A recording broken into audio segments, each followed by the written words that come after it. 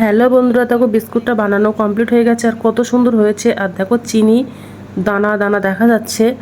আর বিস্কুটটা ভেঙে তোমাদেরকে আমি দেখাবো। দেখো একদম নরম মুচমুচে খাস্তা মতো হয়ে গেছে, অসাধারণ। হ্যালো বন্ধুরা, তো আমি আজকে আবার অন্যদিনের মতো নতুন একটা রেসিপি নিয়ে এসেছি, বিস্কুটের রেসিপি। এই বিস্কুটটা তোমরা চায়ের সঙ্গে খেতে পারবে, আর এটা তোমরা সংরক্ষণ করে অনেক দিন রেখে দিতেও পারবে। আর এই বিস্কুটটা খেতে কিন্তু অসাধারণ। তোমরা একবার হলে বাড়িতে ট্রাই করতে পারো। তো এই বিস্কুটটা বানাতে আমার 1 বাটি গমের আটা লাগবে। তো আমি 1 বাটি গমের আটা নিয়ে নিয়েছি। এবার গমের আটাটা ঢেলে দেবো একটা গামলা বাটির মধ্যে। আর দেব 10 টাকা দামের একটা আমুল দুধের প্যাকেট। এই দুধটা দিলে কিন্তু বিস্কুটটা খেতে আরও অসাধারণ লাগে, তার জন্য দুধটা দিয়ে দিলাম। আর ওর মধ্যে একটু টেস্ট অনুযায়ী একটু লবণ দেব। আর দেখো আমি আগের থেকে চীনা বাদাম গুঁড়ো করে রেখেছিলাম, তো ওই বাদামটা দিয়ে দিয়েছি। তোমরা চাইলে অন্য কোনো বাদাম দিতে পারো, আর এই বাদামটা দিলেও কিন্তু বিস্কুটটা আরও সুন্দর লাগে, তার জন্য বাদামটা গুঁড়ো করে দিয়েছি। আর দেব 1/2 বাটি চিনি। তো চিনিটা দিয়ে দিলাম। আর বিস্কুটটা ভালো আর একটু টেস্ট আসার জন্য আমি ওর মধ্যে এলাচ গুঁড়ো দিয়ে দিলাম। এলাচ গুঁড়ো দিলে কিন্তু ভালো লাগে। তো সব কিছু দেওয়া হয়ে গেছে। এবার আমি এই উপকরণগুলো ভালো করে মিশিয়ে নেব।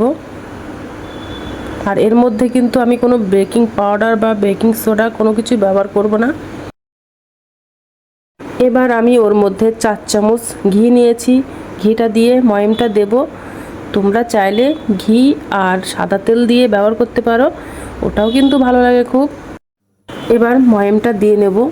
তো যত সুন্দরভাবে ময়ামটা দেওয়া হবে তত সুন্দর কিন্তু বিস্কুটটা খেতে লাগবে।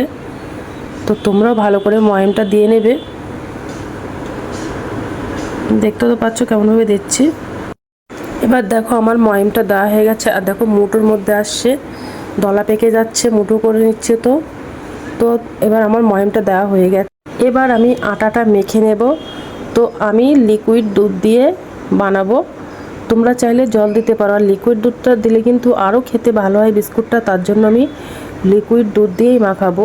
আর আমি অল্প অল্প করে দুধটা দেব, তা নাহলে একের সঙ্গে দিলে ডোটা নরম হয়ে যেতে পারে। আর একটু শক্ত করে ডোটা মাখাবো, যেন একেবারে নরম না হয়ে যায়, তার জন্য।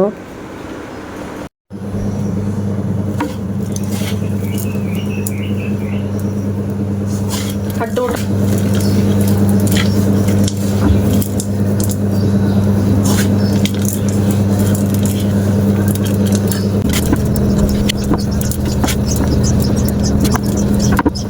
তো দেখো একটা ডো বানানো হয়ে গেছে, আর একটু আমি শক্ত করে বানিয়ে নিয়েছি। তো দেখো একটা পিঁড়ি নিয়ে নিয়েছি। এবার আমি একটু রুটি বেলা মতো করে বেলে নেব।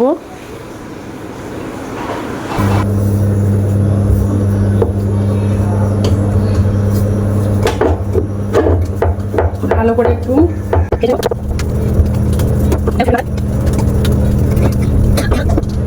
তো একটু বেলার আগে এবার একটু আটা দিয়ে দেবো। আটাটা দিলে বেলে নিতে আরও সুবিধা হবে, আর পিঁড়িতে জড়িয়ে যাবে না।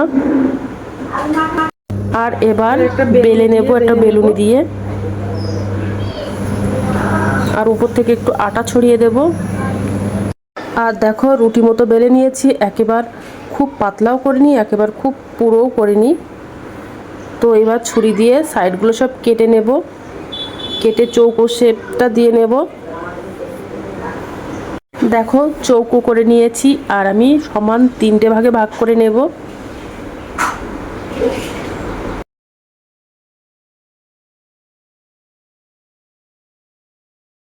এবার লম্বা লম্বি 3টে ভাগে ভাগ করে নিয়েছি। এবার আমি আড়ে 3টে ভাগে ভাগ করে নেব, একদম চৌকো শেপটা দিয়ে নেব একদম।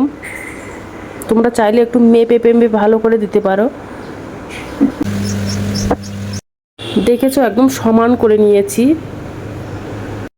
আর বিস্কুটটা দেখতে ভালো লাগার জন্য দেখো আমি একটা কাঠি নিয়েছি।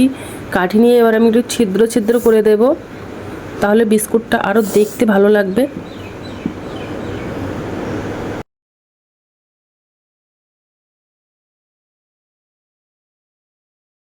দেখেছো বিস্কুটগুলো সব ছিদ্র করে দিয়েছি, আর দেখতে কিন্তু অসাধারণ লাগছে। তো এবার বিস্কুটগুলো আমি ভাজা করে নেব। তো দেখো কড়াইতে তেল দিয়ে দিয়েছি, আর একটা একটা করে দিয়ে দেবো। অনেকটা একসঙ্গে দেবো না, দিলে ভেঙে যাওয়ার ভয় থাকবে, তার জন্য একটা করে করেই দেব। আর একদম গ্যাসের উনানটা একদম লো ফ্লেমে দেব, বেশি জোরে দিলে বিস্কুটটা পুড়ে যাবে, উপর থেকে শক্ত থাকবে আর ভেতরটা কিন্তু নরম থাকবে।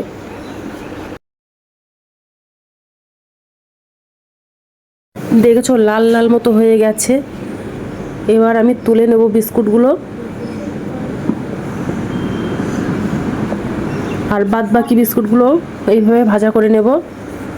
তো দেখো কত সুন্দর হয়ে গেছে আমার বিস্কুটগুলো বানানো, দেখতে কিন্তু অসাধারণ লাগছে। তো আমি একটু খেয়ে দেখব যে কেমন হয়েছে। তো অসাধারণ হয়েছে। তো আজকের দিনের মতো ভিডিওটা এখানে শেষ করছি। আগামী দিন আবার একটা নতুন ভিডিও নিয়ে চলে আসবো। তো টাটা, বাই বাই, সবাই ভালো থাকবে, সুস্থ।